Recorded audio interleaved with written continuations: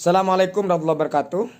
Kali ini saya mencoba untuk mengomentari berkaitan hal kisruhnya penambangan nikel di Raja Ampat yang melibatkan oknum pengurus besar Nahdlatul Ulama. Saya sebenarnya secara pribadi mulai kemarin menahan diri untuk tidak berkomentar berkaitan dengan case ini. Namun kayaknya case ini dijadikan senjata oleh oknum-oknum tertentu atau pihak-pihak tertentu yang pengen menyudutkan marwah Nahdlatul Ulama untuk dijadikan senjata menyerang Nahdlatul Ulama baik secara umum maupun menyerang banom-banomnya Nahdlatul Ulama. Pun demikian secara pribadi sih sebenarnya hati saya juga miris melihat persoalan ini. Makanya kali ini saya memberanikan diri untuk berbicara. Sengaja saya pakai jas ansor sebagai bentuk profesionalitas saya seorang kader bersuara, kalau benar ya benar, kalau salah ya salah. Pertama saya ingin mengomentari berkaitan dengan perilaku oknum ini. Menurut hemat saya, perilaku oknum ini cukup disayangkan. Mestinya ia mempertimbangkan sebelum menerima pinangan untuk menjadi komisaris di perusahaan penambang itu, dipertimbangkan terlebih dahulu, dikaji terlebih dahulu, mengingat dirinya ini adalah pengurus besar rumah besar Nahdlatul Ulama. Kedua, melekat pada dirinya oknum ini kan katanya kiai. Setelah saya profiling, seseorang ini ternyata pengurus MUI juga. Mestinya karena di dirinya melekat titel seorang kiai, ia punya wisdom, punya kebijaksanaan untuk mempertimbangkan banyak aspek sebelum menerima pinangan untuk menjadi dewan komisaris. Apakah kemudian perusahaan ini memberikan manfaat, bisa menjaga lingkungan dan lain sebagainya, mestinya kan dipertimbangkan itu.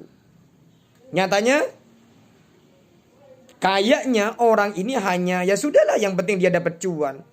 Jangan-jangan dalam benak saya berpikir atau menduga, jangan-jangan oknum ini menjadikan rumah besar Nahdlatul Ulama semacam kail untuk mendapatkan keuntungan buat dirinya. Kedua, mestinya oknum ini juga mempelajari secara historical bagaimana kemudian Raja Ampat ini. Sepemahaman saya setelah saya baca beberapa referensi bahwa Raja Ampat ini, Pulau Raja Ampat ini pernah diambil kebijakan oleh almarhum Kiai Abdurrahman Wahid, mantan presiden kita, itu menjadi konservasi, dilindungi. Mestinya ia sekarang, karena sekarang oknum ini menjadi pengurus besar, menghormati dong keputusan seniornya lah bahasannya. Atau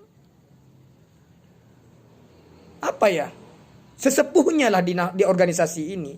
Tidak kemudian secara serta-merta menerima. Menurut hemat saya, jujur cukup disayangkan. Kok kesannya hanya melihat keuntungan aja.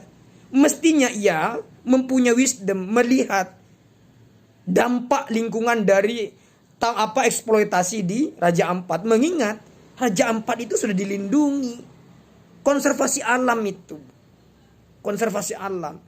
Perlindungan itu diambil kebijakannya di zaman almarhum Kiai Abdurrahman Wahid, mantan ketua umum PBNU. Mestinya menghormati itu. Gimana ya, saya melihatnya orang ini kok kesannya tidak punya, mohon maaf, ini hanya berbicara persoalan moral. Memang tidak ada yang salah. Tidak ada yang salah secara norma ia mau menjadi dewan komisaris, tidak yang salah. Tapi ini persoalan norma, etika menurut hemat saya. Karena menyandang pada dirinya itu, melekat pada dirinya sebutan kiai. Karena ia juga pengurus MUI. Selain itu juga pengurus rumah besar Nahdlatul Ulama. Di pundaknya dipikul nama besar termasuk kader-kader yang ada di bawahnya. Akhirnya apa? Karena kelakuan satu orang oknum, semuanya kena. Nama besar, rumah besar Nahdlatul Ulama, banom-banomnya juga kena. Kita dibully. Seolah-olah kita diam.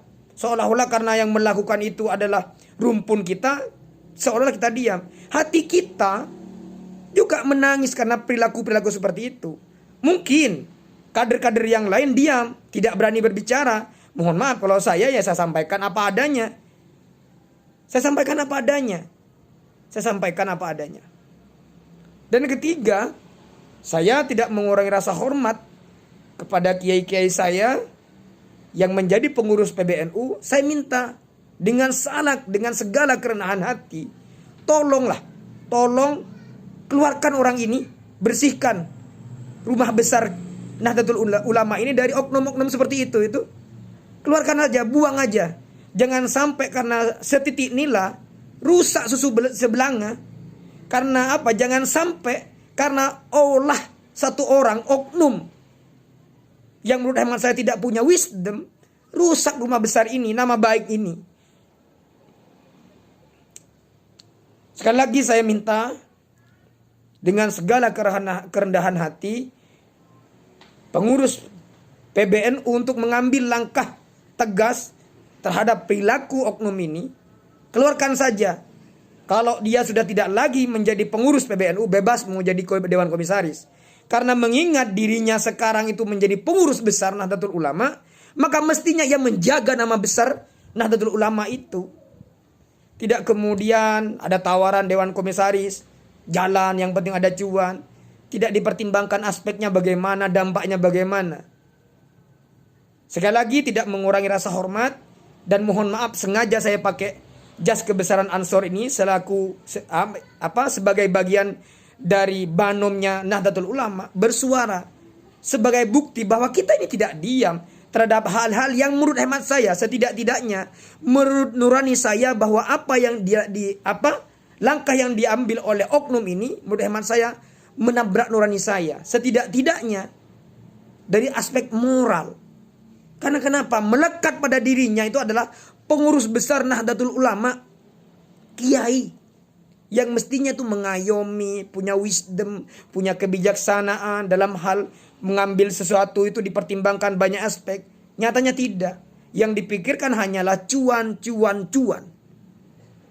Karena saya yakin kalau ia mempertimbangkan secara matang, mengingat di situ juga ada kebijakan mantan presiden yang notabene-nya adalah mantan ketua umum PBNU yaitu Kiai Abdurrahman Wahid, mestinya ia nolak. Nyatanya yang menikmati itu meskipun kerusakan terjadi di Raja Ampat. Sekali lagi tidak mengurangi rasa hormat saya terhadap kiai saya di pengurus besar Nahdlatul Ulama. Saya mohon dengan segala kerendahan hati untuk membersihkan oknum-oknum seperti itu dari rumah besar Nahdlatul Ulama. Terima kasih. Wassalamualaikum warahmatullahi wabarakatuh.